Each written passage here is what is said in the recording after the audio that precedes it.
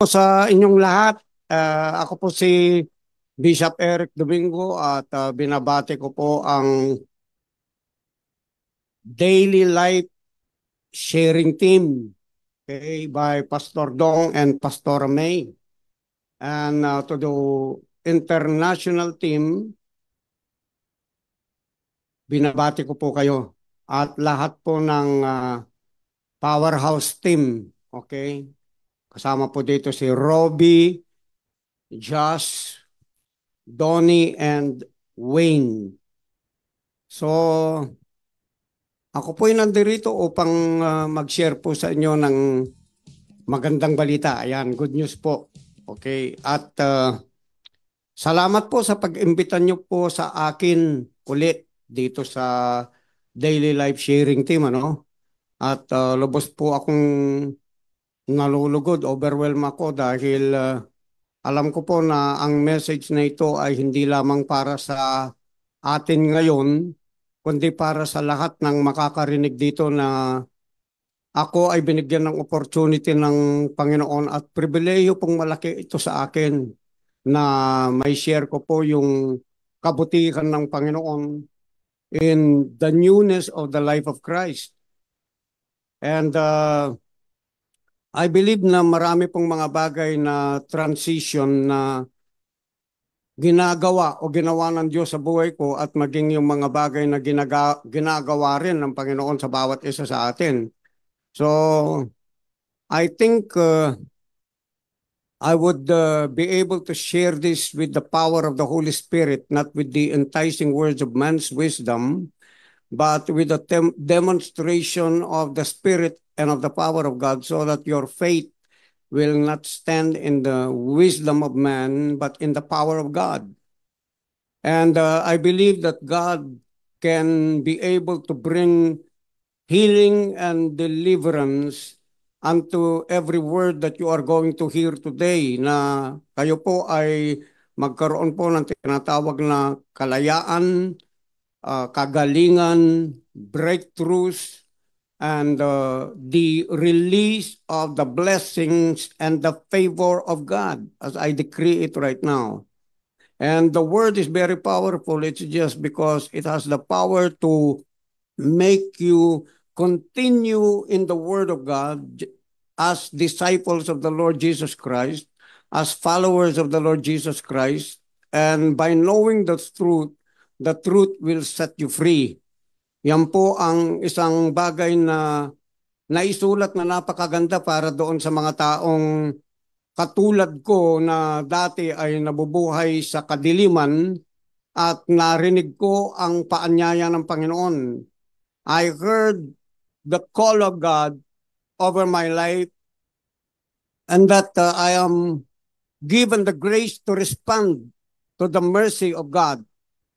And by following Him, I have encountered such a lot of experience and breakthroughs over my life, transitions that I needed to share to a lot of people. I believe that this could bring a blessing to the life of everyone, spirit, soul, and body, relationally, financially, and even materially speaking. The Lord is going to touch your lives right now. Not only touch your lives, but be able to transform you by the renewing of your minds and the work of the Spirit in allowing us to walk in the fullness of who Christ really is within our lives. But before we go further, I would like to share these words about the new life in Christ, how the Word of God describes it. Nung hindi pa tayo nakakilala sa Panginoon, marami pong mga bagay sa ating buhay na pinipilit natin baguhin, pero we don't really have the ability, not only the ability, but the power really to change our lives. A creature of God needed the Creator for him to be able to be instructed by His words. Kaya nga po ito, lagi kong sinasabi ito na ang Biblia ay kailangan natin because this is the very basic instruction as we are living here in this earth. Apart from the instruction of the Word of God that came from the one who created us, the one who had in mind about who we really are, about his intentions and even his purposes and our purposes to why we are living our life today. Therefore, our life will just be in vanity. In vain lahat itong mga bagay na ito. But thanks be to God, it's just because we were given the chance, we were given the grace of God for us to be able to have His mercy so that we can receive forgiveness of sins from the former life that we had when we were not yet children of God and we were not yet in the kingdom of God. So, ang title ko po ngayon is The New Life in Christ. Okay? And how the Word of God describes it. On how the Word of God really had in mind for us to be able to walk in that order in the new life in Christ. The Word says in 2 Corinthians 5:17, ang sabi niya po rito, if any man be in Christ, he is a new creature. All things have passed away. Behold, all things have become new. So ang ibig po sabihin dito, yung former life po natin ay nagkaroon po ng tinatawag na pagbabago, okay, sa buhay natin. Na dati yung kaisipan natin ay puro lamang sa mga sarili natin. Meron po tayong tinatawag na parang pag meron tayong gusto, meron tayong gustong gawin, meron tayong balak sa mga sarili natin, meron tayong mga dreams, meron tayong mga ambisyon, at kung minsan meron din tayong mga pangitain, pero ang mga bagay na ito ay nakasentro lamang sa ating mga sarili. So kahit anong gawin natin, it seems that we are really not been able to receive or even to manifest these things. It's just because God has a different purpose and intentions for our lives. So by the time when we hit rock bottom, or by the time when God begins to deal with us and responds to the dealing of God, He will make known to us who He is by the power of a personal encounter and an experience together with Him, and will confirm it by His word. And when after that we have come into a place of acceptance by hearing the word of God, we begin to have faith and receive God's word for us. At ang sabi ng Biblia, na kapag tinanggap natin ang ating Panginoon, tayo po ay naging o magiging anak ng Diyos. God is giving us or has given us the power to become children of God, and that the journey starts by that time. So after that we have received Christ Jesus as our personal Lord and Savior, not by our might, not by our power, not by our good works, not by just believing in ourselves, but believing Christ. Because the Word of God says in Ephesians 2:8 that it is not by works lest any man should boast. We are saved by grace through faith. Tayo po daw ay nailigtas sa pamagitan ng grasya ng Diyos, sa pamagitan ng pananampalataya. And when we have come to know the Lord Jesus Christ, our Lord and Savior, we become new creatures in Christ Jesus. We have been translated from the kingdom of darkness into the kingdom of His dear Son. Yung dating pamumuhay natin na madilim ay napapalitan ngayon ng mga bagong araw na puspos po ng pag-asa, puspos po ng kaliwanagan, puspos po ng pangunawa, puspos po ng mga ng mga kaalaman na dating hindi po natin alam, no, kundi yung mga kaalaman mismo na nanggagaling sa kaisipan ng Diyos sa pamamagitan ng Word of God. Okay, dito po sa Ephesians chapter 2, may babasahin po ako dito yung from TPT translation. Ang tawag ko nga dito the Powerhouse Translation. Hallelujah. Okay, mag-agree na lang po kayo. At napakaganda po nitong mga talata rito kasi eto nga, meron po tayong tinatawag na mga journey natin, yung transition na tinatawag na dapat po natin maintindihan. Because formerly without Christ, we were dead in our trespasses. Okay? Tayo po ay namatay na tinatawag. Okay? Tayo po ay considered na patay na mga tao. Ang sabi niya rito, and His fullness fills you, Ephesians chapter 1 verse 2, even though you were once like corpse, sabi niya rito, o mga patay na tao, dead in your sins and offenses, it wasn't that long ago that you live in religion, okay, or traditions of men, yung mga customs natin, yung mga values natin that is in this world, obeying the dark ruler of earthly realm or the prince of the power of the air, who fills the atmosphere with his authority and works diligently in the hearts of those who are disobedient to the truth of God. So ito po yung buhay natin dati. Tayo po'y pasaway. Tayo po'y merong sariling kaisipan. We have even our own religion. Okay? Yung religion ko dati, hindi Catholic, hindi Protestant, hindi Baptist. Yung religion ko, yung sarili ko. Religion ko, Ericanism. Wala akong ibang pinaniniwalaan na Diyos kundi yung sarili ko. Idol ko yung sarili ko. Ganon po dati yung buhay ko.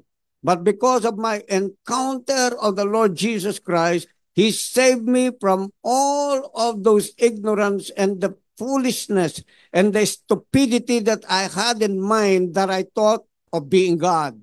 Thank you for the grace of God dahil sa mga bagay na nangyaring ito. Okay, so yung natin, we are saved by the grace of God through faith. Okay, number 2 is that we are justified by faith. Okay, we are justified by faith. According to Romans chapter 5, verse 1 and 2, declared Romans chapter 5, verse 1, ang sabi niya rito, our faith in Jesus transfers God's righteousness to us, and He now declares us flawless in His eyes. This means we can now enjoy true and lasting peace. Yun po ang kaligtasan na nangyari po sa atin, okay, by the grace of God, no? Sa pamamagitan ng justification na tinatawag. We are saved by grace of God, apart from any works, but by faith. Okay? But we were also justified by faith. Ito po yung sinasabi dito na tayo po ngayon ay iniligtas sa pamamagitan ng dugo ng ating Panginoon at wala tayong bahid ng kasalanan mismo sa mata ng Diyos. Totally.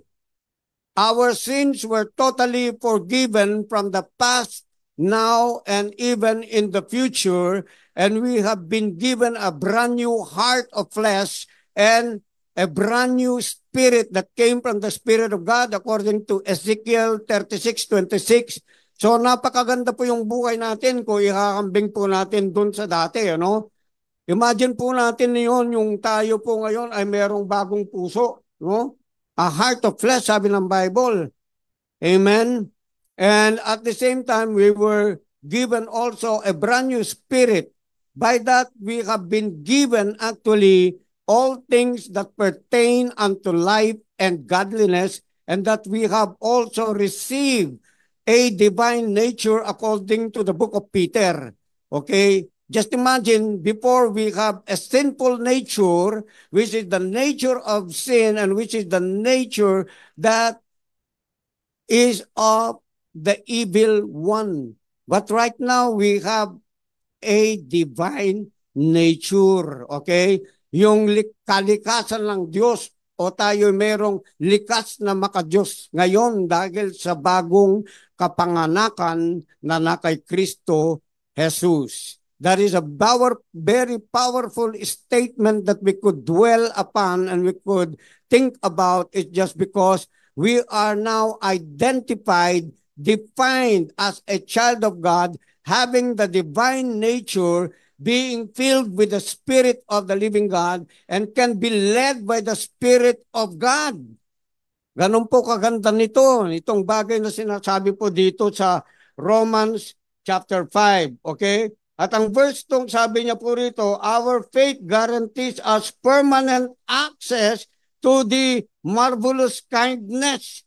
Ang ibig sabihin, yung pong pananampalataya natin ay binigyan tayo ng garantiya na meron po tayong tinatawag na access, that we can go to the throne of grace to find help in times of need. Every time we go to Him in prayer, every time we have a need, pag meron po tayong pangangailangan sa Diyos, meron po tayong gustong mangyari na makita natin at may hayag natin, at ito'y pwede natin ilapit mismo sa Diyos natin. Yun po yung tinatawag na access by faith. Okay? Meron po tayong tinatawag na full access.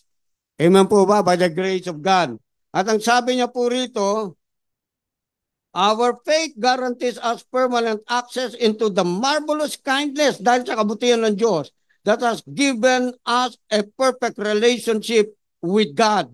So ito po'y access na binigay sa atin ng Panginoon by the love of God. Okay? By the grace of God, binigay po sa atin. So kung tayo po, halimbawa, meron pong mga bagay sa ating buhay na mahirap pong i-solve, mahirap makita yung mga solusyon, pwede po tayong lumapit sa Panginoon. We have an access to the nature of God. We have access to the provisions of God. We have access to the kindness of God. We have access to the love of God. We have all the access for the mercies of God, for everything that God is. We have an access to that. Kaya nga, halimbawa, mahirap po tayong magpatawad dati, ano? Ngayon po, pwede po tayong magpatawad ng mabilis kasi yung access natin doon sa tinatawag na forgiveness ng ating Panginoon. We first have received forgiveness when we were not worthy to be forgiven. God made us worthy to be forgiven so that us also, whatever God has done for us, we may be able to do to others. Kaya nga dati, yung old life natin, hindi tayo marunong magpatawad, hindi po tayo marunong maging mabuti sa kapwa-tao natin, kulang yung pasensya natin, kulang po yung awang ibinibigay po natin sa kapwa-tao natin. Ngayon po, nag-grow po yan everyday. Habang binabasa natin yung salita ng Diyos, dahil bagong na nga po tayo, ano? We are new creations already in Christ Jesus. Brand new creature in Christ Jesus, and our mind is being renewed every day. Okay? So, ito pong work of justification na ito, tayo po'y pinawalan ng bisa ng Panginoon, no? Doon sa mga kasalanan natin. We have a legal right as a child of God for every deliverance that we needed from any yoke of bondages sa mga buhay natin. And yung condemnation na pinawalang bisa ng ating Panginoon na sinasabi doon sa Romans chapter 8 verse 1 and 2, that there is now therefore no condemnation to those who are in Christ Jesus, who no longer walk after the flesh, but after the Spirit. Eh siyempre po, by the Spirit yun, by faith po natin pinapaniwalaan yun. Kasi nga, doon sa inward working ng Holy Spirit sa atin, at maging yung tinatawag na outworking din doon sa external na mga acts natin o yung mga aksyon na ginagawa natin araw-araw. Okay. So, meron po tayong tinatawag na justified by faith. Justification is one act. Okay. According to Romans chapter 5 verse 9. We more than having now justified by His blood, we shall be saved, okay? We shall be saved from the wrath of God through Him. Okay, so yung justification is one act, as if we have never sinned. Okay, so justification is this. Just if you have never sinned. Parang wala kang nagawang kasalanan. Amen po ba? Hindi po ba masarap yun yung alam mo? Kasi napakahirap talaga yung meron kang kasalanan, nararamdaman mo, no? Yun lang, meron kang kasalanan na gawa sa kapwa-tao mo. Kapag nasasalubong mo po yun, nahihiya ka. Okay? You feel so shameful. It's just because of the sin you have committed towards the life of the other person. Probably is your friend, probably is your brother, or someone in the neighborhood.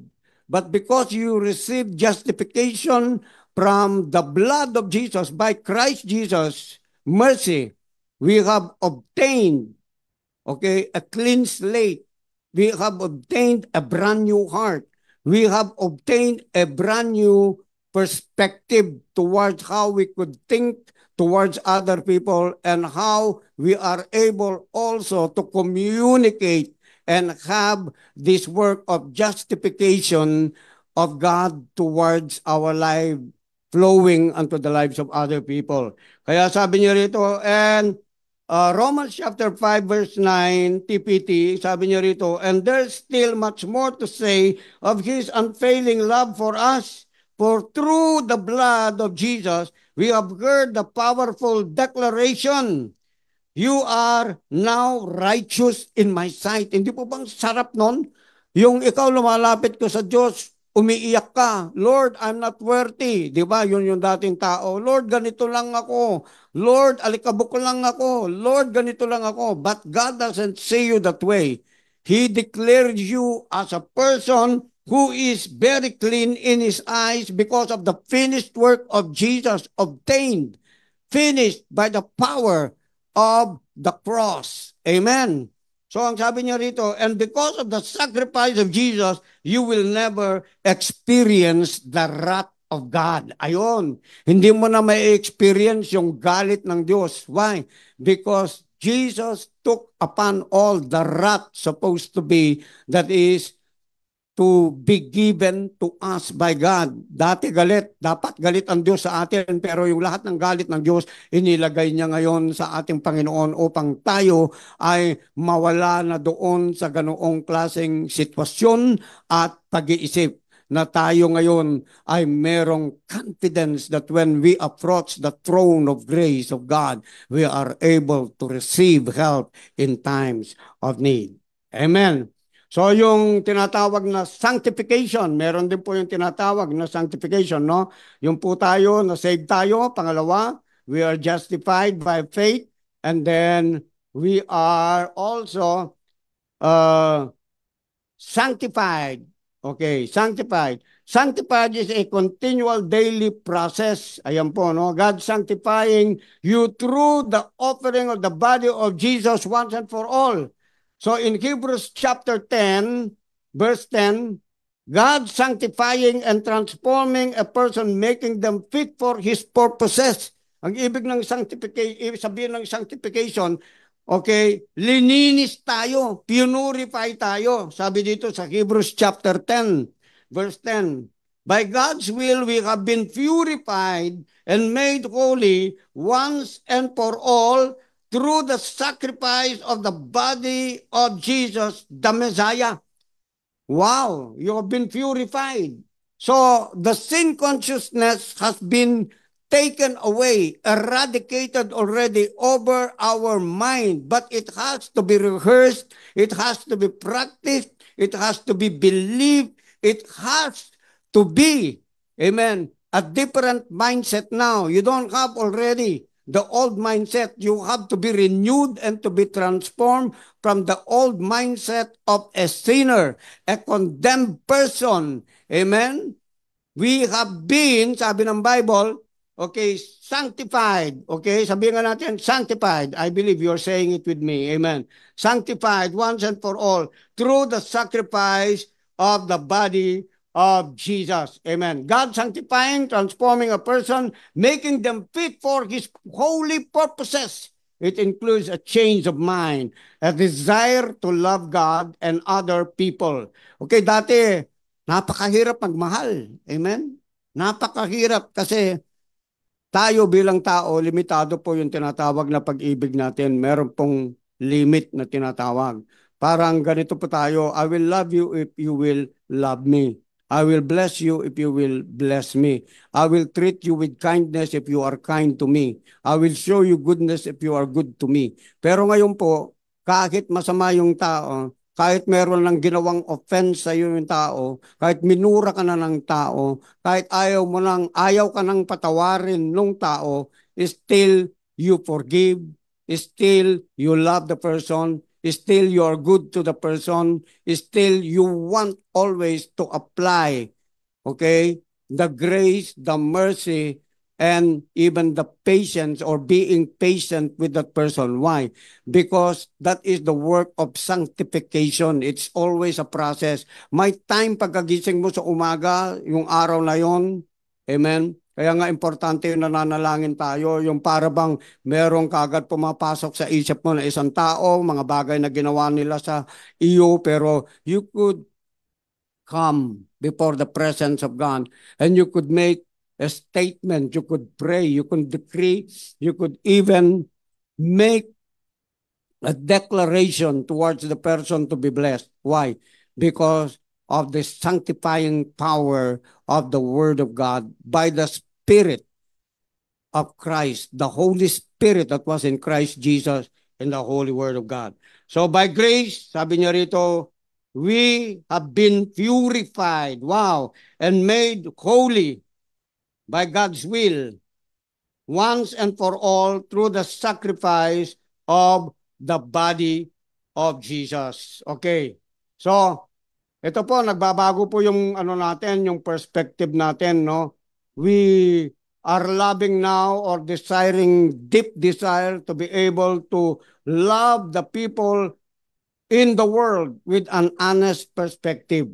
So it is engaging of the spirit of love which dominates our former thoughts. Ito po yung nagdo-dominate na sa former thoughts natin.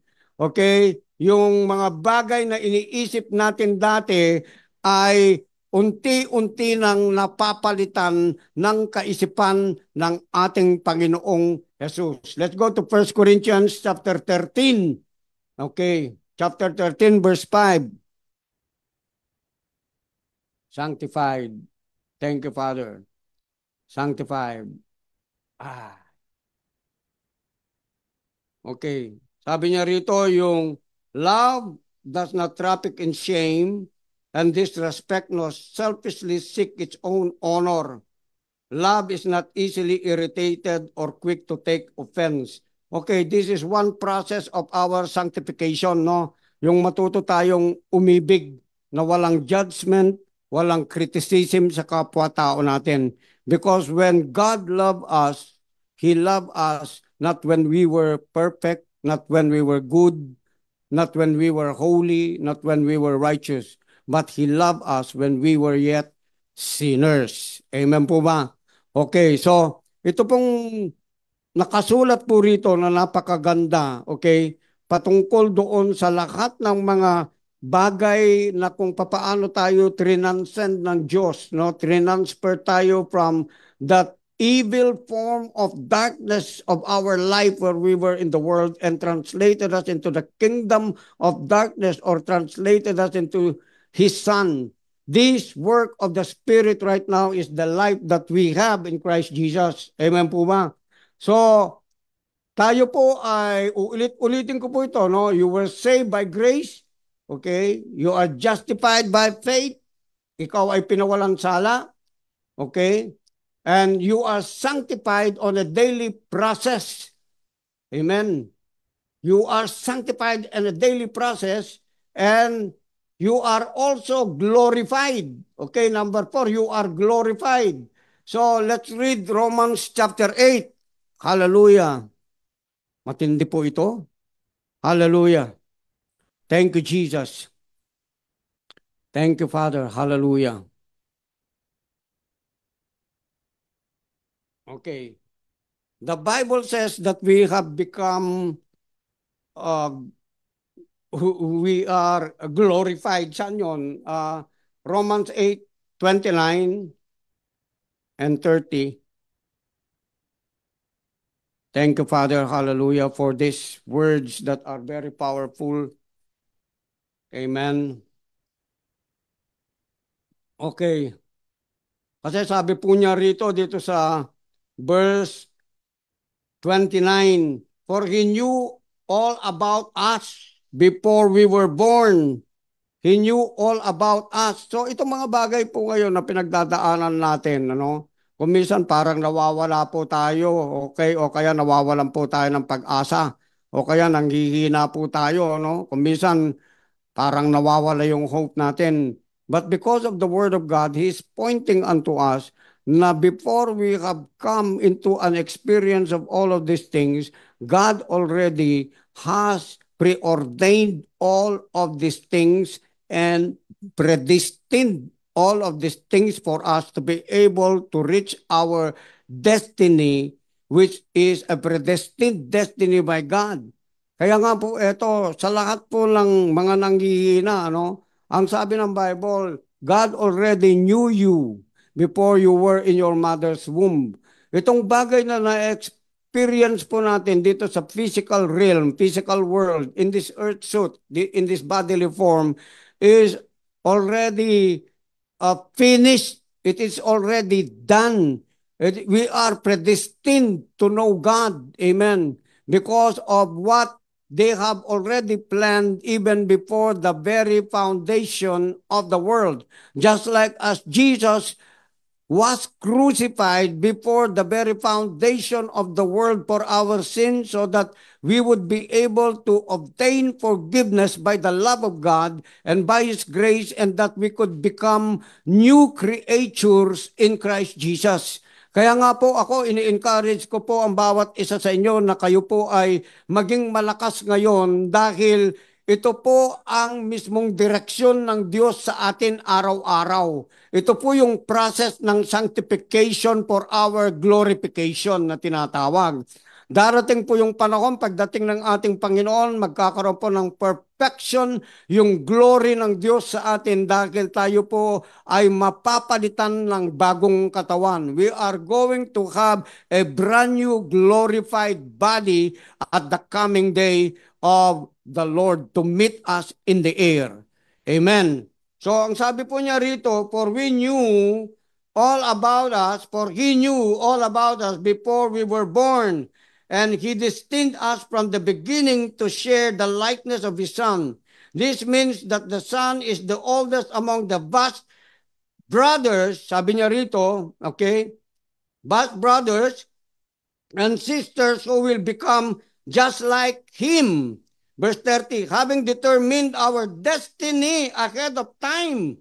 Okay, sabi niya rito, having determined our destiny, He already determined it. He already knew it, and He's wanting us, He's showing us, He's letting us know, amen, that these things are surely going to happen to us. Everything that we see right now that is happening in the world is a word of prophecy being fulfilled randomly ngayon. Okay? Kaya wag po tayong magpanik, wag tayong magalala. Surely this is all going to come to pass, but we are safe in God's hands. It's just because Christ, together with the Father and the Holy Spirit, has already predetermined or predestined these things to happen in this life. And God is giving us a good encouragement, okay? Ang sabi niya rito, having determined our destiny ahead of time, He called us to Himself and transferred His perfect righteousness to everyone He called. Okay, hindi po 90% righteousness, 100% righteousness, perfect righteousness. He co-glorified with His Son. So it means to say that we are seated together with Christ in the heavenly places in Christ Jesus. When Christ went to the cross, He died, yet He rose again. The Bible says He descended unto the lower parts of the earth and ascended and was seated at the right hand of God, taking back what has been stolen from Adam, given all the keys of hell and death, giving him back the fullness of that authority that Adam lost in the Garden of Eden, and he has now given it unto every child of God who believed in him. Yung mga naging anak ng Diyos na naniwala doon sa finished work ng ating Panginoon, He equipped us with what we call the authority of Christ Jesus. Amen. So ito po yung meron sa atin ngayon. We have been given authority. Kaya sabi ng Bible, all authority has been given unto me in heaven and on earth, and Jesus gave it to His church. He gave it to you and me. Amen. As growing up sons and daughters of the living God.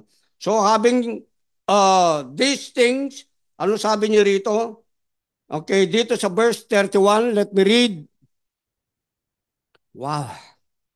So what does all this mean? Sabi niya rito sa verse 31, ano?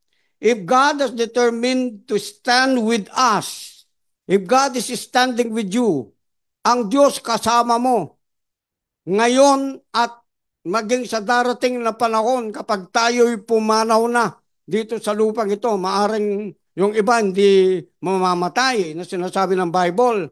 Okay, we are going to be raptured in the coming time when Jesus will present himself in the air, will come and will meet with him in the air. We will be totally transformed to be like him. Okay? Ito po yung sinasabi ng Bible. What does all this mean? If God has determined to stand with us, tell me who then could ever stand against us?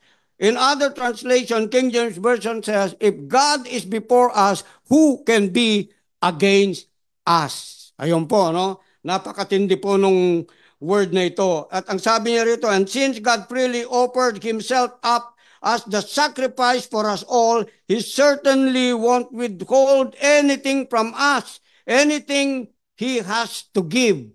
The Word of God says na kung merong kang halimbawa, kailangan sa buhay mo, kinihingi sa buhay mo na seemingly napaka-imposible para ito'y iyong makamit. Okay? Na mga dreams, na mga visions, na mga bagay na inilagay sa inyo ng Panginoon for your assignment so that you are able to do the work of God where God has placed you in this earth to become a blessing to humanity, to be able to give compliments to the work of the Lord and to every person that God will be joined to you so that we are able to do the corporate work into the kingdom of God to spread the knowledge of the glory of God until this earth will be covered with the glory of Himself, until the kingdoms of this world becomes the kingdoms of our Lord. Amen. Okay. So ito po yung sinasabi niya dito sa Ephesians chapter 2, no? Basahin ko po para may panghahawakan po kayong scripture, ano? Ang sabi niya rito, we have become His poetry. Okay? Parang tayo ay tula ng isang Diyos, no? A recreated people that will fulfill the destiny He has given each of us. For we are joined to Jesus, the Anointed One. Even before we were born, God planned in advance our destiny and the good works we would do to fulfill it. Wow! Hallelujah! So ito po'y naisulat sa Ephesians at meron din dito sa Romans. Kaya kung titignan po natin, the Word of God doesn't contradict itself, but the Word of God brings confirmation to one another. It is confirmed from one scripture. If you compare them, it is really interwoven into the perfect plan and the perfect will of God for each and every one of us. Amen. So, ang sabi po niya rito, go to verse 33. Wow. Who then would dare to accuse those whom God has chosen in love to be His? Sino daw mag-a-accuse sa inyo? Kung meron pong taong nagbibigay ng condemnation o mga word na nagbibigay sa inyong kaisipan, at kung kahit walang tao na nagko-condemn sa inyo, pero meron kayong naririnig na mga boses po mismo sa inyong kaisipan, the only thing that you needed to do is to repent, To repent means to change your thinking from what the Word of God is saying. Kung ano yung sinasabi sa kaisipan ng Diyos na nakasulat mismo sa kanyang salita, you have to take the Word of God and begin to put that Word of God, instill it, install it into your mind. Amen? Just like yung computer, kumbaga, baguhin mo yung program sa computer mo. Amen po ba? Para hindi na po basura yung lumalabas mismo sa bibig natin, kundi kapag yung kaisipan natin ay napalitan, kapag merong accusation na sinasabi sa inyo ang kalaban, merong mga bagay na sinasabi sa inyong kalaban, katulad ng yung tinatawag na kahirapan, katulad ng mga sakit, okay? We can renew that. If our minds are renewed by the Word of God, just like as Christ has that kind of mind, that He was healthy when He was walking in this world, and that He has been able to overcome all of the sicknesses. That's why He was able to heal the lives of other people. He was able to overcome any temptation. He was even able to overcome all of this kind of demonic activity. The Word of God says in Colossians chapter 2 verse 15 that Christ has disarmed all of the principalities. He has spoiled them, sabi ng Bible. He has demolished them. Okay? Sinira lahat ng Panginoon ang lahat ng mga bagay sa kadiliman o yung tinatawag na puwersa ng kadiliman, and made a show of display triumphing over them. Amen. I-display ng Diyos ang lahat ng pagkatalo ng kaaway natin. Amen. The devil is not much to God because God is the one who created the devil and his demons. It is not the other way around. And he is no match. Hindi ka match ng demonyo ang ating Panginoon. God has no match at all. Amen po ba?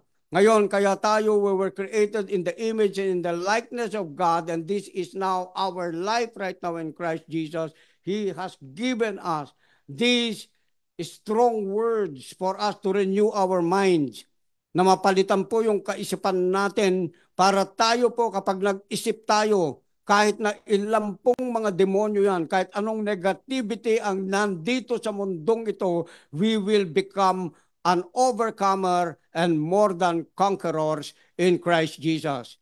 The Word of God says that greater is He who is in you, who is in us, than he who is in this world. The Word of God says in the book of John, 1 John 3:8, that the Son of God was manifested that He might destroy all the works of the devil. Ang ibig sabihin, pumasok sa atin ng Panginoon by an invitation of acceptance to dwell within this body, that this body has now become the house of God. It has now become the temple of God, and that everything that would try to destroy the temple, sabi ng Panginoon, whether it's poverty, whether it's sickness, whether it's an offense, whether it's unforgiveness, anything, any corrupt things that would try to destroy your body, when you begin to speak the Word of God and speak it forth, okay? Ako po, ganito po yung sinasabi, I refuse to believe any lies of the devil, for God has already been delivered me from all of those negative, destructive thoughts that the evil one has produced in my life. I now rejected them, and I will continually reject them because I have been given a divine nature that is more powerful than the old sinful nature. I will speak the word, the powerful word of God that has caused me to be given all things that pertain unto life and godliness. Lahat po yan nakapaloob po doon sa tinatawag na saving grace ng ating Panginoon through the name of the Lord Jesus Christ. Okay. Nang sabi niya po dito sa verse 35, amen. Verse 34, who is then, sabi niya, left to condemnation? Certainly not Jesus, the anointed one. For He gave His life for us. Binigay niya yung buhay niya sa atin. And even more than that, He has conquered death and is now risen. Nangyari po sa akin yan. Okay, kaharap ko po yung tinatawag na kamatayan nung nagkaroon ako ng COVID. Nasa hospital ako, naka-intubate po ako. At sabi ng kaisipan ko at maging yung katawan ko, ang sabi niya, hindi ka na pwede, mahina ka na, mamamatay ka na niyan. But because my spirit is filled with the Word of God, by the power of the Holy Ghost, it came forth out of my mouth continuously. At ang sabi ko doon sa word na yon, the Spirit that raised Jesus Christ from the dead is the same Spirit that quickens my mortal body. I am an eternal spirit. I am an immortal spirit because of the Spirit of Christ who is dwelling within the inside of me. And I overcome you right now. I rebuke you over my life. You are not going to take me. Death has no sting. Death has no longer power over me. Kaya ngayon, andito pa po ako. Ayan, by the grace of God. Okay, so ang sabi niya po rito,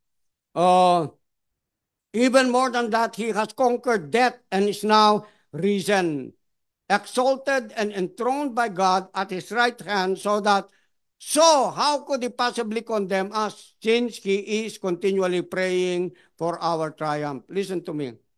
When you feel condemned, there is someone interceding for you to get you delivered from any condemnation. Because condemnation is not of the devil.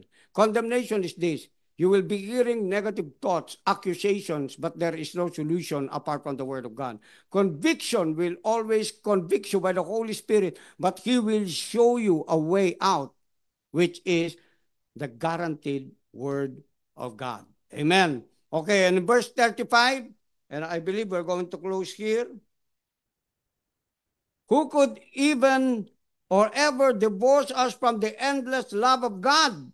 Sabi niya rito, of God's anointed one. Absolutely no one. Okay.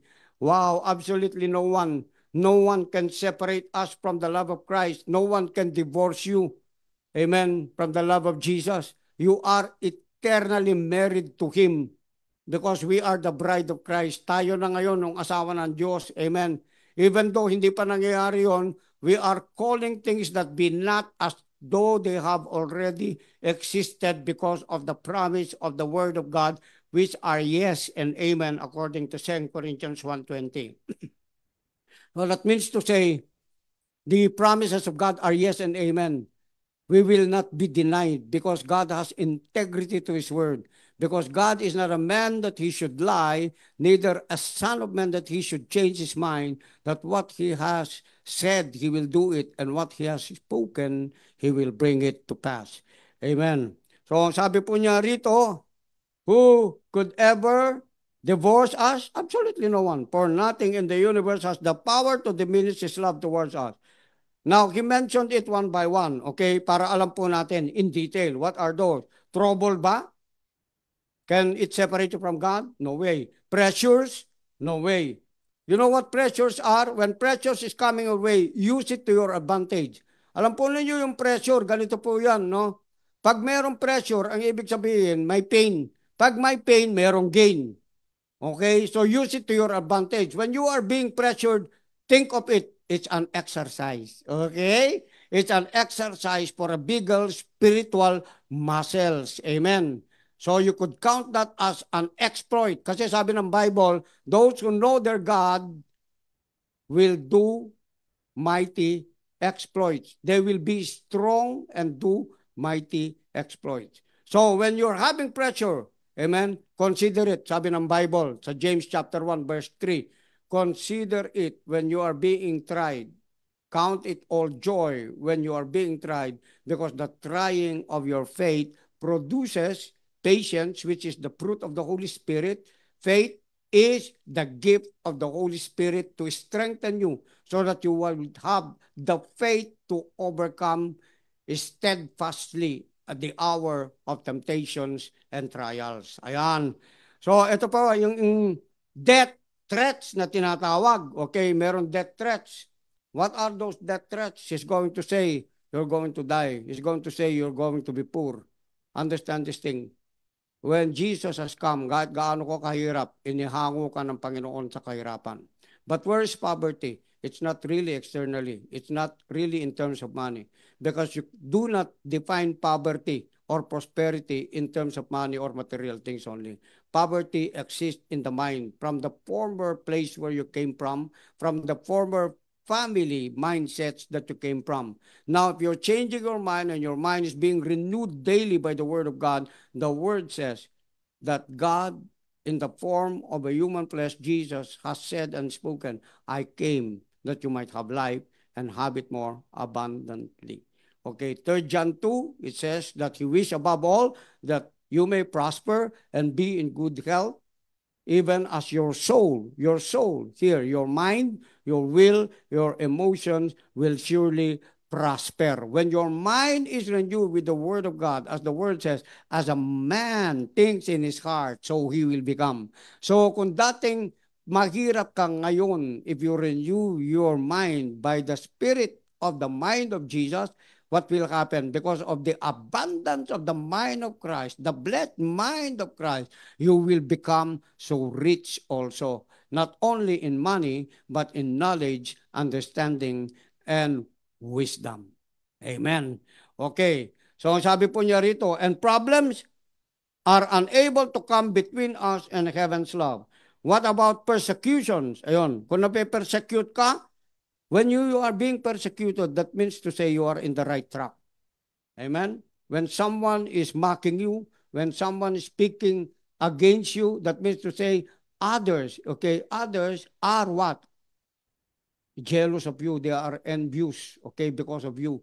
Because they are seeing you prosper, because they saw your life before, wala ka ng kwenta. But now, God is renewing you, transforming you into who He is. Amen.